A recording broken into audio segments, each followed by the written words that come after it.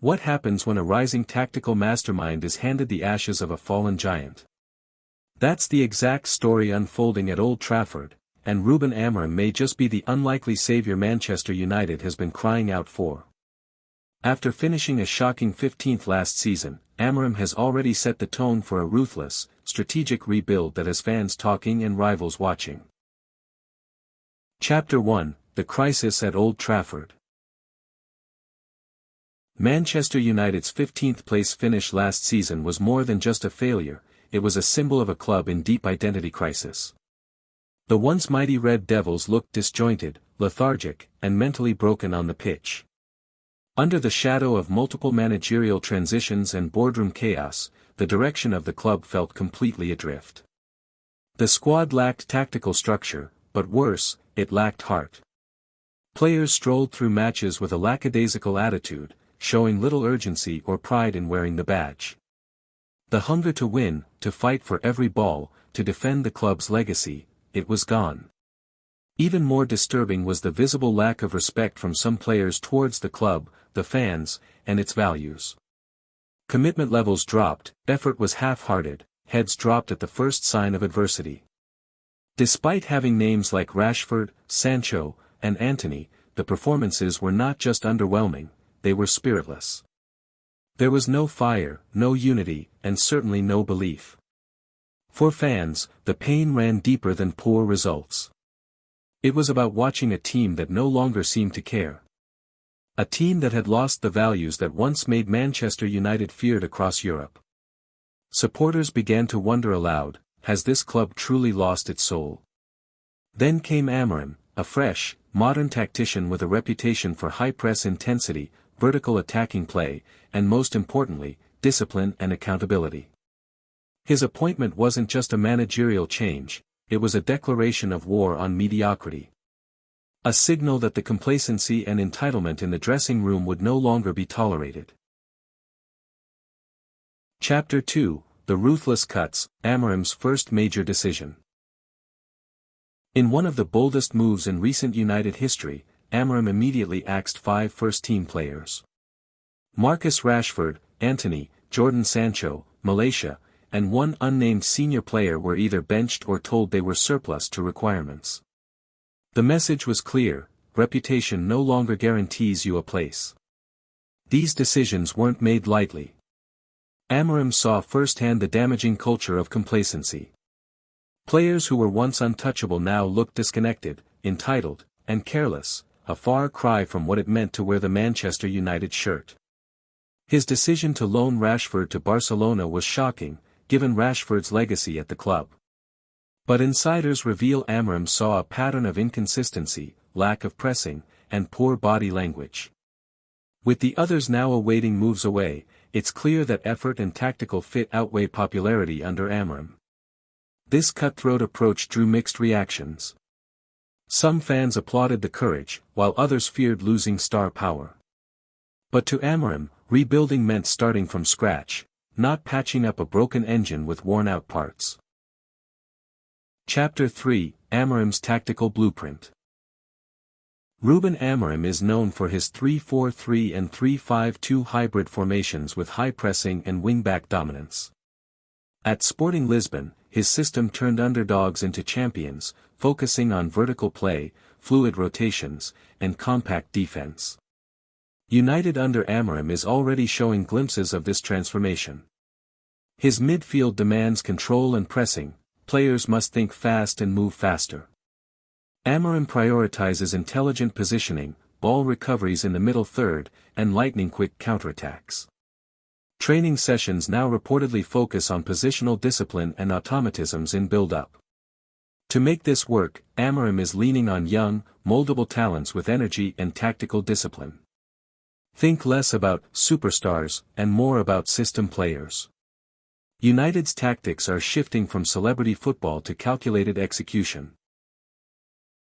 Chapter 4: Building the New Core. With high-profile names cleared out, Rúben Amorim is laying down the foundation of a new Manchester United, built on intensity, discipline, and tactical clarity.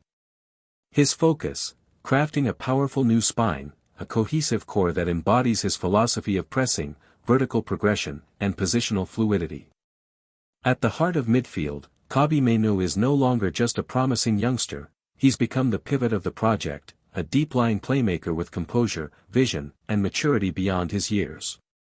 He is now flanked by Ugarte, a ball-winning machine and tactical enforcer, and Captain Fantastic Bruno Fernandes, whose creativity, leadership, and relentless drive make him the heartbeat of the team. Amorim's midfield now boasts a perfect blend of steel, structure, and flair, one that presses hard, plays fast, and dictates tempo. In defense, the transformation is just as bold. Yoro, Dogwu, Lisandro Martinez, and Matthijs de Ligt form a versatile, ball-playing backline capable of stepping into midfield zones to start attacks and break lines.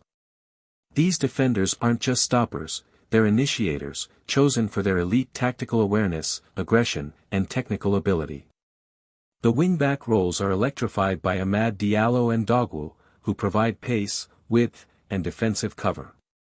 These two offer Amorim the dynamic verticality required to stretch opponents and protect transitions. Further upfield, the attacking midfield unit gets a major upgrade with the arrivals of Matheus Cunha and Bryan Mbeumo, two creative forces known for intelligent movement, incisive passes, and relentless pressing. They are tailor-made for Amorim's fast-paced, fluid system. And leading the line is the centerpiece of the rebuild, Benjamin Sesko. Tall, lethal, and intelligent off the ball, Sesko is not just a striker, he's the system's spearhead.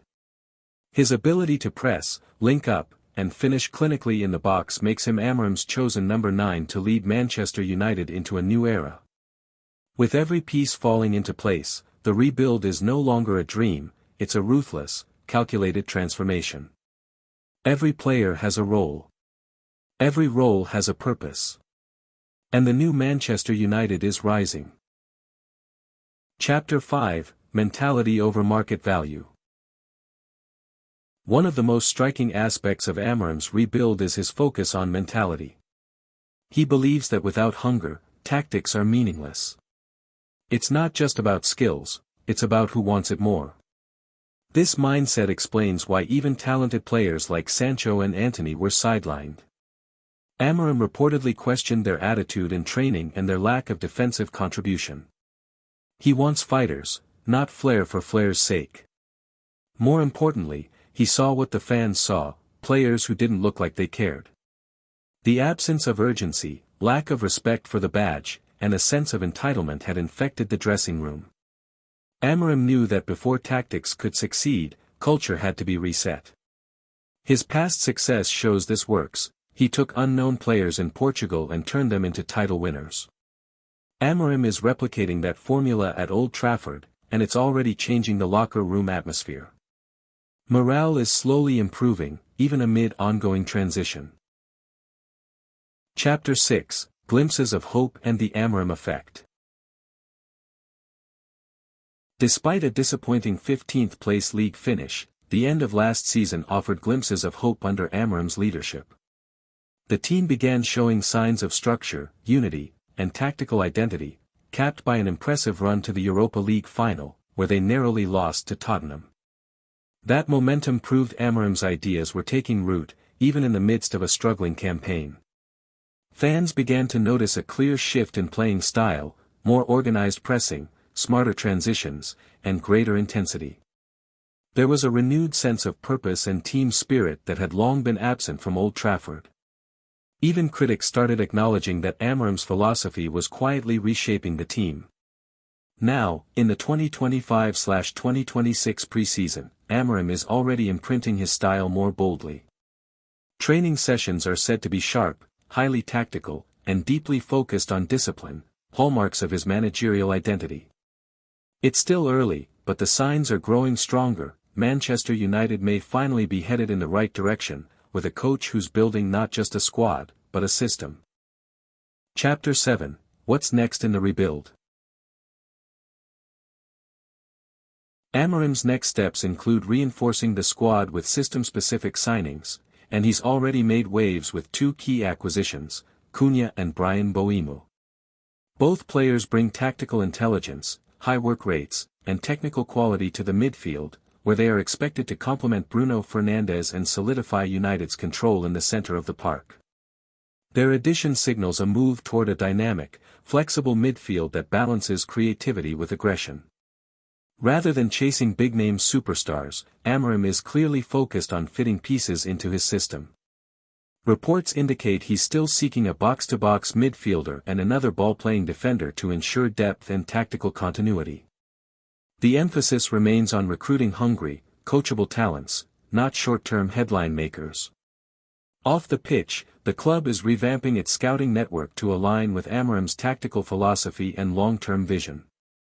Youth development will play a key role, with several academy players already training with the first team. While the road ahead will take time, the plan is deliberate, focused, and refreshingly grounded, and for the first time in years, it feels like Manchester United is being rebuilt the right way. Conclusion.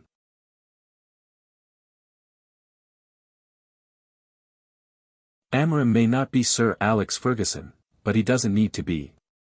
He's carving his own path, with a ruthless mind, a tactical brain, and a vision that dares to challenge the chaos at United. The road ahead is long, but if Amorim keeps reshaping this team with discipline, hunger, and purpose, then maybe, just maybe, we're witnessing the dawn of a new Manchester United era.